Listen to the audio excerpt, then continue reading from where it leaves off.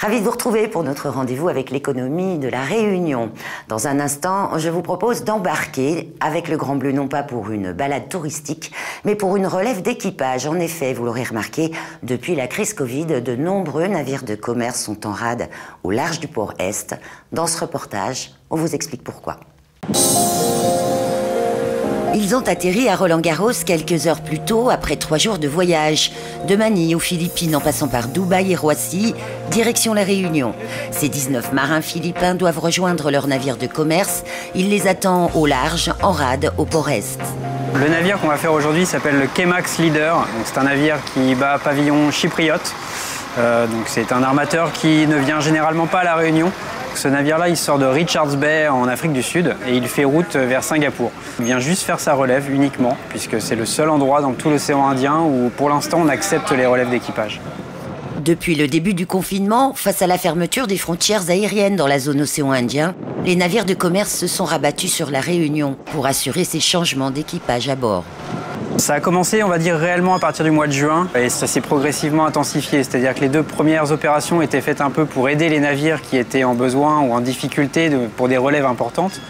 Et au fur et à mesure, le bouche à oreille s'est fait et les armateurs ont appris qu'un corridor était possible à la Réunion, petit grain de sable dans l'océan Indien, mais qui est toujours possible de faire. La vraie difficulté pour eux, surtout pour les marins philippins, indiens, indonésiens, c'est d'obtenir un visa en fait pour venir en France puisqu'on est dans l'espace Schengen, donc ils transitent par Paris, ils doivent avoir un visa. Parfois on fait face à des tracasseries administratives, on va dire, au port de départ. À cela s'ajoute évidemment le Covid. Pour les marins qui débarquent, on doit leur faire des tests PCR évidemment, bien s'assurer qu'ils soient tous négatifs. C'est entièrement à la charge de l'armateur effectivement ou de ces sociétés de manning, une société d'intérimaires on va dire de marins. C'est un gouffre financier pour eux, évidemment, et le but, c'est que les relèves se passent bien et qu'on n'ait pas de marins bloqués dans les ports. Depuis la crise Covid, les armateurs ont dû réduire le nombre d'escales. Les marins philippins passeront 11 mois en mer au lieu de 6 mois habituellement.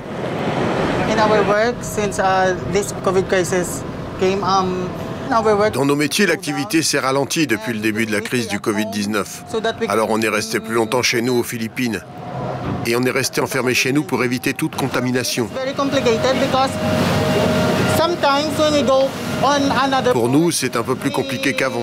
D'habitude, dans les autres ports, on peut aller s'acheter des choses pour nous avant de partir, mais là, on ne peut pas.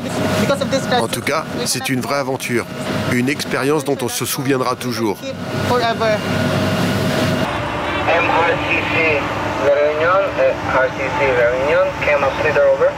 Plusieurs sociétés privées de transport de passagers ont été agréées par la préfecture pour cette mission. Le Grand Bleu 6 est un de ceux qui assure le plus de rotation. Ça nous a sauvés, mais on est parti vraiment de rien. On a un bateau qui est fait pour le transport de passagers, pour aller chercher les dauphins, les baleines. Le seul avantage de ce bateau, c'est qu'il répondait aux conditions et à la législation pour faire de la relève d'équipage. Donc on l'a transformé, on a enlevé des fauteuils, on l'a équipé pour qu'il soit un peu plus fonctionnel pour faire les relèves d'équipage. On avait des marins qui avaient par contre des compétences, qui avaient déjà fait ça sur d'autres territoires, à La Réunion sur la route du littoral et au Gabon et en Méditerranée. Donc on s'est appuyé dessus. Au début, on a demandé des rencontres avec les maîtres de port, avec les pilotes, pour se créer ce métier, de défendre le bateau au maximum et puis dans la sécurité de nos marins et des marins à relever. Sur le Grand Bleu 6, 3 membres d'équipage assurent la sécurité des hommes pendant la manœuvre. La mise à coupe peut s'avérer très risquée en fonction des conditions météo. Là, c'est beau temps et quand les conditions ne sont pas les mêmes, ou notamment sur le coup de change de tout à l'heure, c'est beaucoup plus compliqué. Parce que, au-delà de notre travail à nous, il y a quand même aussi des paramètres à prendre en compte. C'est le bateau également et il faut qu'il écoute à la lettre ce qu'on lui indique et ce n'est pas toujours le cas. Et dans ces cas-là, on est en phase à la fois de lui imposer ce qu'il faut qu'il fasse parce que ça peut être dangereux et à la fois nous de nous adapter également. On est un petit peu entre les deux. C'est toujours intéressant dans notre milieu maritime de toucher un petit peu à tout, de faire un petit peu tout. De toute façon, même si on a une activité là de base qui est le transport de passagers, donc les promenades en mer, c'est bien de temps en temps de faire autre chose, quoi. Ça permet un petit peu d'évoluer, puisque de toute façon dans notre milieu, rien n'est acquis. On est en apprentissage permanent. Depuis les premières relèves d'équipage le 2 avril en plein confinement, l'activité a connu des périodes d'intensité variables en fonction de l'évolution de la situation sanitaire mondiale, mais aussi locale. Une première phase où il y a très peu d'escales, très peu de relèves d'équipage. On en avait 1 ou 2 maximum par semaine, donc beaucoup plus facile à gérer. Période de confinement, peu d'avions, 3 par semaine. Quand les marins arrivaient à La Réunion, ils étaient placés en quatorzaine et embarquaient après sur leur navire. Et donc pour éviter ce principe de quatorzaine très pénalisant économiquement pour un armement, on a créé donc une possibilité de rejoindre directement son navire ou de rester à l'hôtel dans des conditions de quatorzaine le temps que le navire arrive.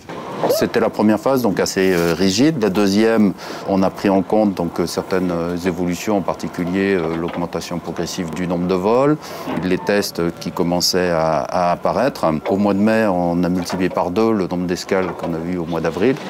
Et la dernière étape, début juillet, ça a été la conséquence d'une explosion du nombre de relèves qu'on a observé au mois de juin, juillet, août. C'est en moyenne 10 bateaux par jour, c'est une centaine de marins qui circulent par La Réunion.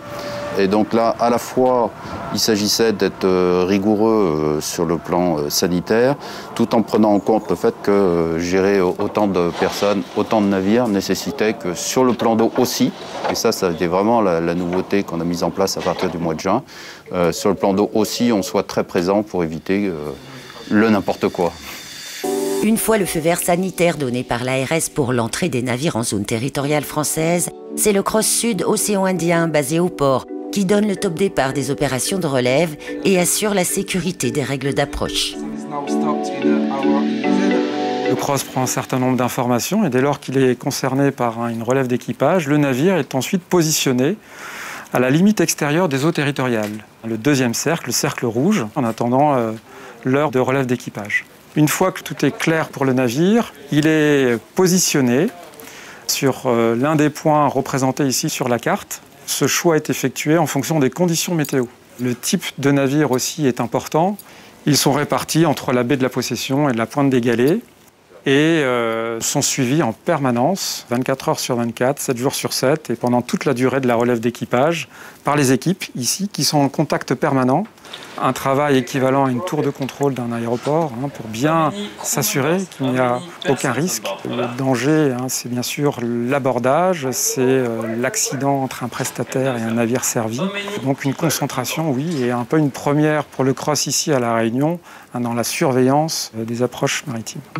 La coordination des différents intervenants, sociétés privées et services de l'État, a pu fonctionner sans incident depuis 7 mois maintenant. On n'a pas d'incident à déplorer, ni sur le plan sanitaire. Le seul cas positif, il a été stoppé à Orly, c'était il y a déjà 2 mois, ni sur le plan nautique. On a une certaine fierté de voir que c'est une procédure qui a fait l'unanimité pour elle, que ce soit des médias, des syndicats, des personnels portuaires qui sont les premiers exposés, naturellement sur le plan économique des agents maritimes. L'équilibre qu'on a réalisé, ça permet de maintenir ce dispositif dans la durée. Mi-octobre, les relèves deviennent moins fréquentes, mais tous les acteurs souhaitent pérenniser ce corridor sanitaire dont l'impact économique déborde le seul secteur maritime. On sait que bon nombre quand même de marins ont décollé de Roissy-Charles de Gaulle, donc Air Austral étant encore la seule présente sur Roissy-Charles de Gaulle a certainement dû profiter pleinement aussi de cette activité. Les taxis, le Grand Bleu, donc, qui leur ont permis de trouver une activité nouvelle et c'est très bien par rapport à la crise du tourisme qu'on subit aujourd'hui. Mais c'est aussi par exemple certainement la SRPP avec une consommation de carburant supplémentaire. Les hôtels, on estime à plus ou moins 1 000 € par marin le coût d'une relève d'équipage et donc ça peut être 12 à 15 millions d'euros qui ont été le fruit d'activités pour des sociétés réunionnaises. Ça me laisse à penser que même si une fois que les aéroports de la zone reprendront une activité, que ce soit en Afrique du Sud, que ce soit à Maurice ou ailleurs, La Réunion s'est fait enregistrer comme étant un acteur possible pour ces relèves d'équipage. Et donc je crois que La Réunion a toutes ses chances à pouvoir préserver tout ou partie de ce nouveau métier qu'on a assimilé et qu'on a su, je crois, démontrer notre savoir-faire. Ce dispositif exceptionnel aura en tout cas permis à plus de 12 000 marins de situer La Réunion sur la carte du monde et surtout de retrouver leur famille et la terre ferme malgré les restrictions de circulation au plus fort de la crise.